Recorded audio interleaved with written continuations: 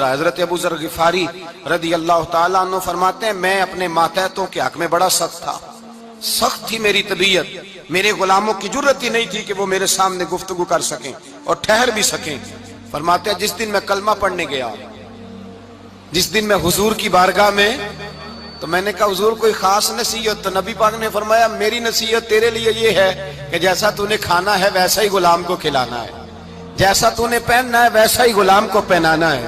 حضرت ابو ذر کہتے ہیں جو میرے اندر کمی تھی وہی میرے نبی نے نصیحت کر دی، جو میرے اندر کوتاہی تھی وہی غیب جاننے والے رسول نے بتلا دی۔ فرماتے میں گھر گیا، جب میں جاتا تھا تو ملازموں کا سانس خشک ہو جاتا تھا، وہ کانپنے ہانپنے لگتے تھے کہ جانے اب یہ کیا کرے گا۔ حضرت ابو ذر غفاری فرماتے میں گیا، ایک شخص سے میں نے کہا کھانا پکاؤ، کھانا پکایا، دسترخوان پہ لگایا اور اپنے سارے ملازموں کو کہا آؤ یار میرے ساتھ بیٹھ کے روٹی کھاؤ، آؤ سارے میرے ساتھ بیٹھ کے کھانا کھاؤ۔ فرماتے ہیں انہوں نے کھانا کھایا، پھر میں ان کو بازار لے گیا، جیسے کپڑے میں پہنتا تھا ویسے ہی میں نے ان کے لیے بھی خریدے۔ فرماتے ہیں میرے غلام کہنے لگے آقا خیر تو ہے نا، خیریت تو ہے نا، کیا ہوا؟ مزاج مبارک تو ٹھیک ہے، کیا ہو گیا؟ اور یہ جو ہم فضا کو اتنا خوبصورت دیکھ رہے ہیں اور یہ جو ہم اتنی پیاری ریم جھم برستی دیکھ رہے ہیں، یہ جاری رہے گی یا ایک دن کی ہے؟ تو حضرت ابو ذر غفاری رو پڑے، کہنے لگے اب تمہیں ابو ذر غفاری بدلا ہوا ملے گا، اس لیے کہ اب میں وہ نہیں رہا، اب میں رسول اللہ کا کلمہ پڑھ کے غلام مصطفیٰ بن گیا ہوں، اب میں بدل گیا ہوں، میری طبیعت بدل گئی۔ غلاموں کے حق میں حضرت مولا علی شیر خدا غلام کو لے کر کے گئے دکان پر، حضرت مولا علی غلام کو لے کر گئے کپڑے کی دکان پر، دو جوڑے خریدے، ایک کم قیمت کا ایک زیادہ قیمت کا، ایک کم قیمت کا ایک زیادہ قیمت کا، دو جوڑے خریدے۔ جب واپس لوٹے تو غلام سے کہنے لگے تو اپنا لے لے۔ غلام کو پتا تھا کہ اس زمانے میں ہوتا کیا تھا، اس نے کم قیمت کا جوڑا اٹھایا۔ حضرت علی فرمانے لگے عجیب آدمی ہے، یہ تو تیرا نہیں یہ تو میرا ہے۔ اس نے کہا حضور کس طرح سے؟ آپ فرمانے لگے تیرے لیے قیمتی جوڑا اس لیے خریدا ہے کہ تو جوان ہے، اور میں نے اپنے لیے اس لیے چھوٹا خریدا ہے کہ میں تو اب بوڑھا ہو گیا ہوں، مجھے تو حاجت نہیں۔ کہنے لگا حضور بوڑھے اور جوان کا مطلب نہیں، آپ علی ہیں، من کنت مولا فہذا علی علی مولا، علی مولا، آپ چونکہ مولا علی ہیں اور آپ امیر المومنین ہیں، لہذا آپ نے تخت پر بیٹھنا ہے، آپ نے سلطنت کو چلانا ہے، آپ پہنیے۔ تو حضرت علی فرمانے لگے تو میرا غلام بنا ہے نا، تو نے ابھی میرے نبی کا دیدار نہیں نہ کیا، تو بعد میں آیا ہے نا، اگر تو اس دور میں ہوتا تو جان جاتا کہ یہ عمل میرا ہے، پر اس کے پیچھے جو نصیحت کے پھول ہیں وہ مصطفیٰ کے عطا فرمائے ہوئے۔ تو بھائی یاد رکھیں نبی کریم سید عالم صلی اللہ تعالی علیہ وآلہ وسلم نے تعین فرمایا مزدور کے حقوق کا، تعین کیا۔ حضرت حکیم بن حزام کہتے ہیں میں حضور کی بارگاہ میں بیٹھا تھا تو نبی پاک صلی اللہ علیہ وسلم سے میں نے کہا یا رسول اللہ آپ کو کون سا آدمی پسند ہے، کون سا محنت کرنے والا پسند ہے؟ تو حضور نے فرمایا جس کے دونوں ہاتھ کام کریں، دونوں پیر چلیں اور اس کی پیشانی پر پسینہ آئے، وہ بندہ مجھے بڑا اچھا لگتا ہے۔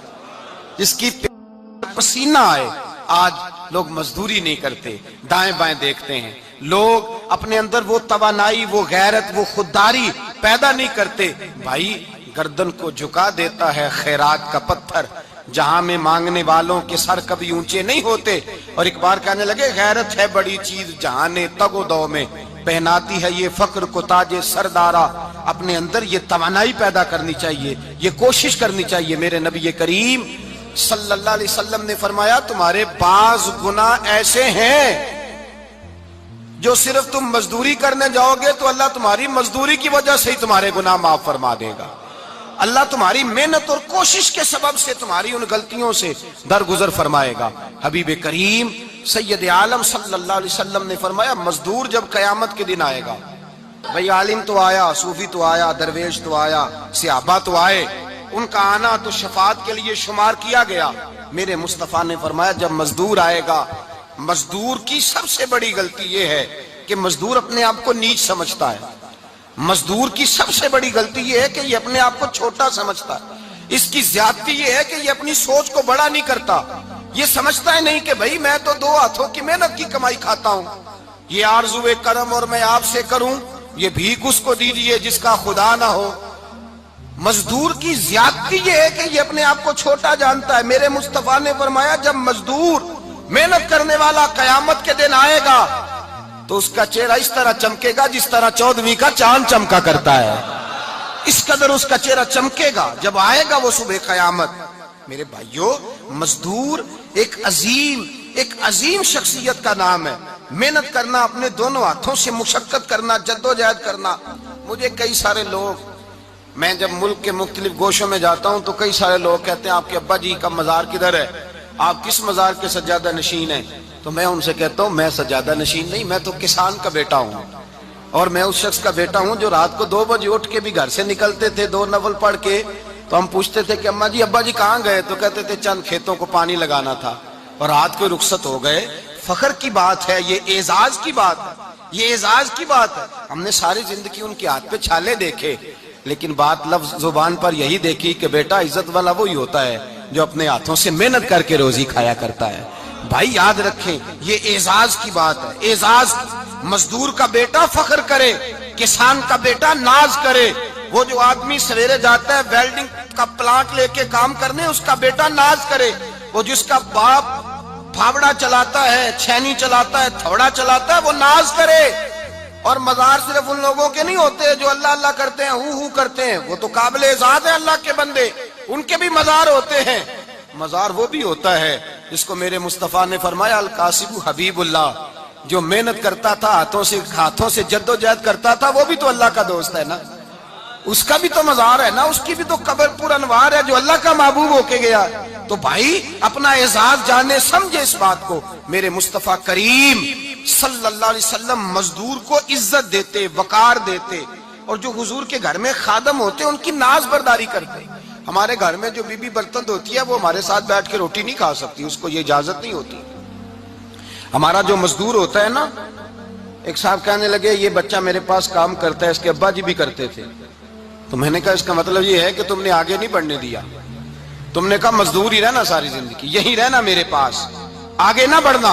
मेरे मुस्तफा करीम सैयद आलम सल्लल्लाहु अलैहि वसल्लम के पास जो लोग काम करते थे, मेहनत करते थे, मुशक्कत करते थे, हमारा मुलाजिम डरता है, कांपता है, वो बात करता है तो साहब जी कहते कहते जुबान थकती है, 100 दफा मूड को देखता है, गालियां खाता है बेचारा, उसकी इज्जत नफ्स को उछाला जाता है, उसको रुसवा किया जाता है, और वो बेचारा रात को रजाई में मुंह दे के रोता है कि यार मेरे नसीब सिर्फ इसलिए कमजोर हैं कि मैं गरीब के घर में पैदा हुआ हूं।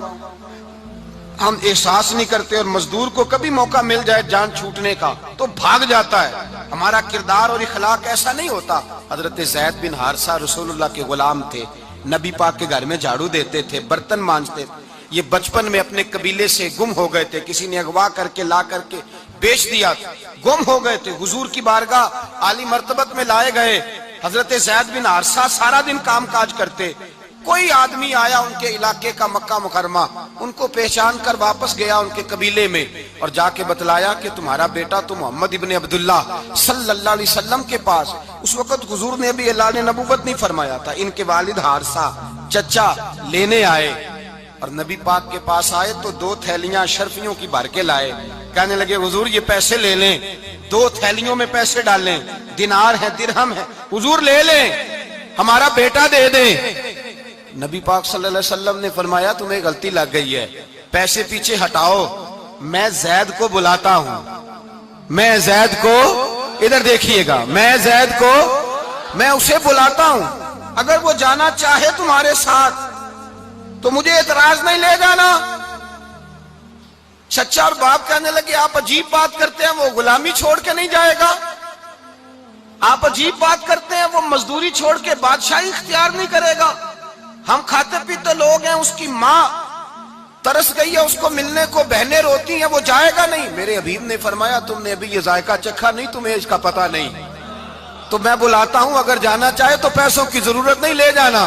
हजरत ज़ैद को पैगाम दिया, आए, हुजूर ने फरमाया वो तुम्हारे वालिद खड़े हैं, वो चचा हैं, लेने आए हैं। जनाबे ज़ैद गए, बाप के गले से लगे, बिछड़े हुए बाप बेटा एक दूसरे को मिलके खोल के रोए। का बेटा तेरी माँ की आंखें पत्थर हो गई तेरा रास्ता देख के, तेरी बहनें तरसती हैं तेरे चेहरे के दीदार को, بیٹا وہ گلیاں بھی روتی ہیں جن میں تو کھیلا کرتا تھا، پر اب فکر کی بات کوئی نہیں، اب کوئی پریشانی نہیں، میں پیسے لایا ہوں تجھے لے جاؤں گا۔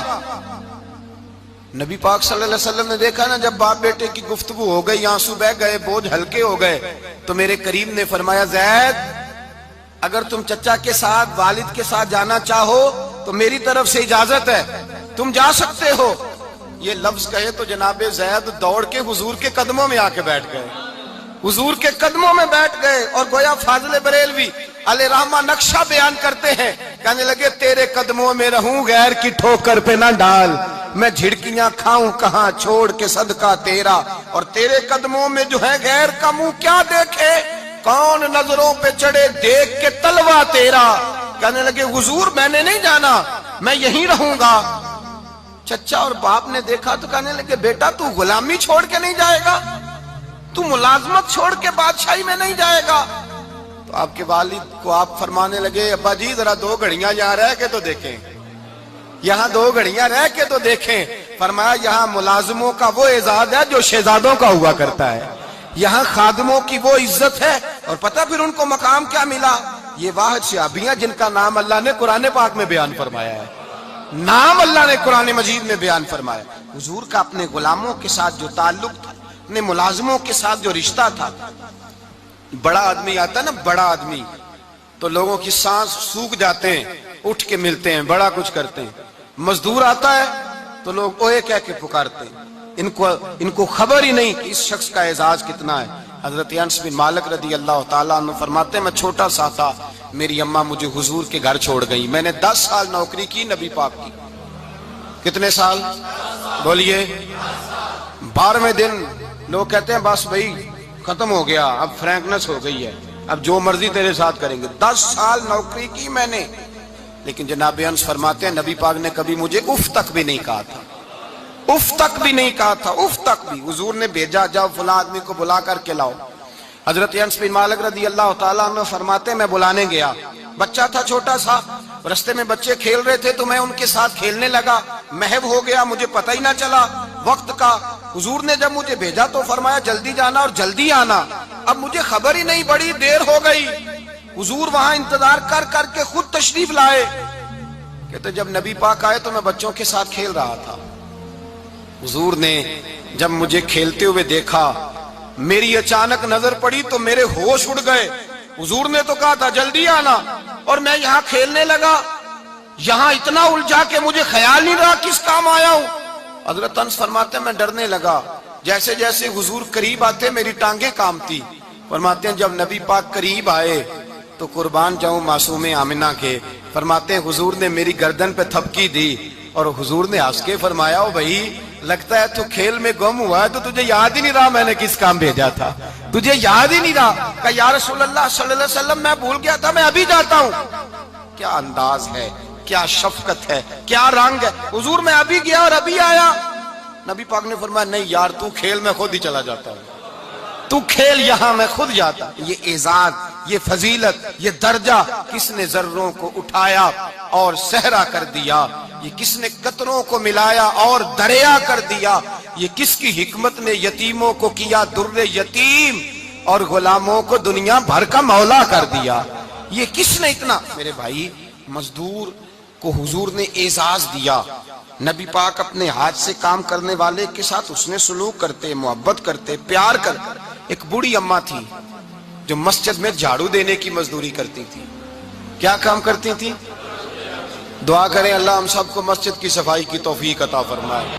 بوڑھی اماں تھی، مسجد کی صفائی کرتی تھی، نوکری کرتی تھی، بیمار ہو گئی، بخاری شریف میں موجود ہے۔ اللہ کے محبوب صلی اللہ علیہ وسلم روز تیمارداری کرنے جاتے، ایک وقت ایسا آیا کہ دن میں 2 مرتبہ حضور تیمارداری کرنے جاتے۔ ایک شام نبی پاک نے فرمایا اس کا انتقال ہو جائے تو مجھے اطلاع کرنا۔ صحابہ کہتے ہیں رات کے وقت ان کا انتقال ہوا، ٹھنڈ کا موسم تھا، ہم نے حضور کو تکلیف دینا مناسب نہ سمجھا، ہم نے دفن کر دیا۔ سویرے اللہ کے حبیب نے پوچھا تم نے مجھے اطلاع کیوں نہیں دی؟ حضور سردی بڑی تھی۔ کون جاتا ہے مزدوروں کے جنازوں میں؟ کون جاتا ہے مزدوروں کے جنازے میں؟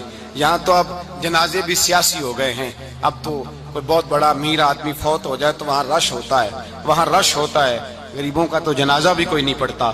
حضرت جناب سیدنا ابو ہریرہ رضی اللہ تعالیٰ عنہ فرماتے ہیں حضور نے فرمایا مجھے اطلاع کیوں نہیں دی؟ تمہیں اس کے اعزاز کا نہیں پتا؟